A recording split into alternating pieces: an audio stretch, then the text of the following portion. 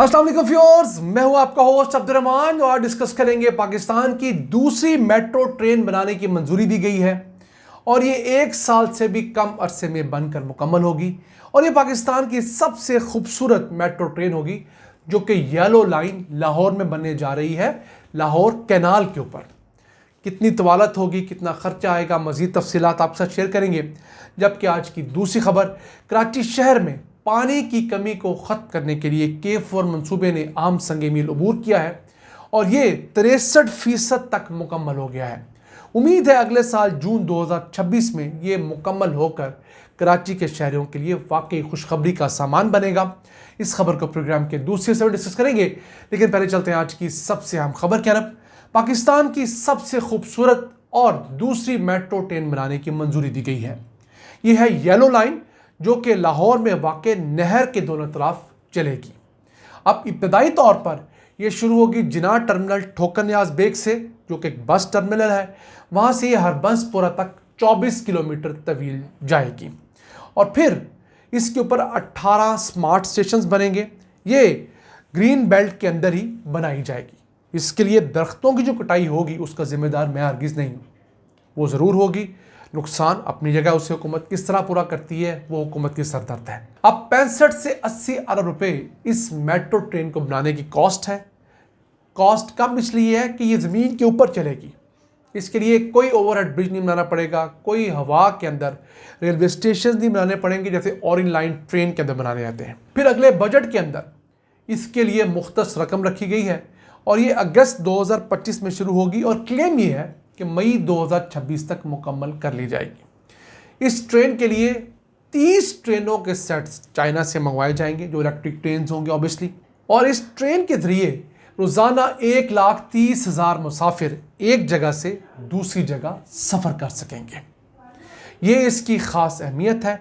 इस ट्रेन के मुकम्मल होने के बाद इसे मज़ीद एक्सपेंशन भी दी जानी है। फिर हरबंसपुरा से लेकर जल्लो मोड़ तक नहर जब डेवलप की जाएगी अगले 2, 4, 5 सालों बाद, वहाँ पर आबादी आएगी तो इसे टोटल जल्लो मोड़ तक एक्सपेंशन दी जाएगी। तो पर आप ठोकर नियाज बेग से लेकर जल्लो मोड़ तक जा सकेंगे।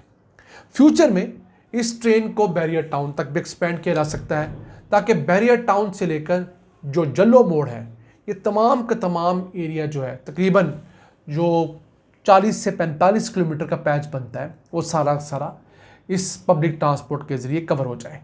फिर इसको जो 2 अहम ट्रेनें मज़ीद इंटरसेप्ट करेंगी, एक तो ऑरेंज लाइन ट्रेन ठोकर के ऊपर इसे इंटरसेप्ट कर ही रही है, एक ब्लू लाइन है और दूसरी पर्पल लाइन है। तो ये जो लाहौर के अंदर इंटीग्रेटेड मास ट्रांजिट सिस्टम का कॉन्सेप्ट है उसकी जानब अहम कदम है। अब हुकूमत के पास इसके लिए बजट है नहीं है मैं नहीं जानता, हुकूमत क्या करेगी ये बात की बात है। हमारा ये प्लेटफॉर्म आप तक खबरें पहुँचाने का प्लेटफॉर्म है। हम कोशिश करते हैं जब प्रोजेक्ट मंजूर हो आपको बताएं और जब प्रोजेक्ट मुकम्मल हो तब भी आपको उसकी खबर दें। जो प्रोजेक्ट्स मुकम्मल नहीं होते या शुरू ही नहीं होते उसके अंदर हमारा कोई कसूर नहीं होता। हमारे बहुत सारे नाज़रीन हमसे ये उम्मीद लगाते हैं कि शायद को हम अंदर की खबर निकाल लाएंगे। जितनी खबरें हमें अवेलेबल रिसोर्सेज से मिलती हैं हम आप तक पहुँचाने की पूरी कोशिश करते हैं ईमानदारी के साथ। आइए चलते हैं आज की दूसरी अहम खबर की तरफ। कराची शहर में पानी एक बहुत बड़ा मसला है और इसे कई दिहाइयों से सॉल्व करने के लिए नित नए ऑप्शन सोचे जा रहे थे। बिलाखिर K4 का एक मंसूबा शुरू किया गया जिसके ज़रिए केंजर झील से पानी लाकर कराची को मुहैया करना है। अब उस K4 प्रोजेक्ट के फ़ेज़ 1 को एक अहम संगे मील करार दिया जा रहा है जिसके 63% काम के ऊपर मुकम्मल सेटिस्फेक्शन का ऐलान कर दिया गया है। अब बाकी काम जो है वो जून 2026 तक मुकम्मल होगा। इस टाइम 63% मुकम्मल है।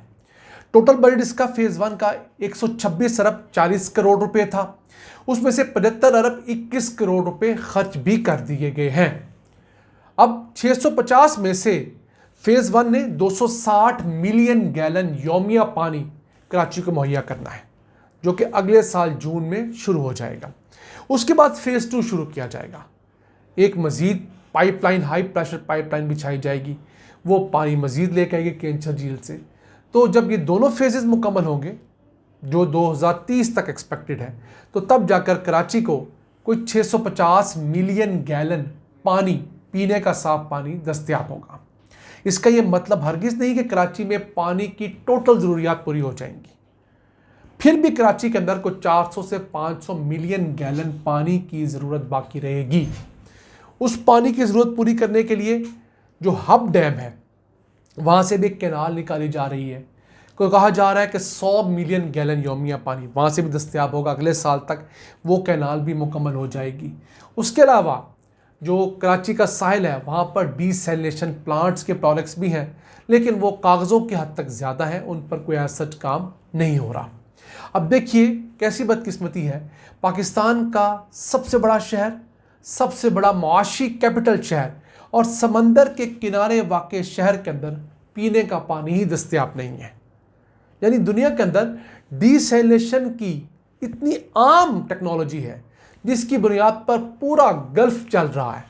यानी ये जो अरब ममालिक हैं सारे के सारे, इनके पास किसी के पास भी मीठा पीने का पानी है ही नहीं। सारे समंदरी पानी को मीठा करके इस्तेमाल कर रहे हैं।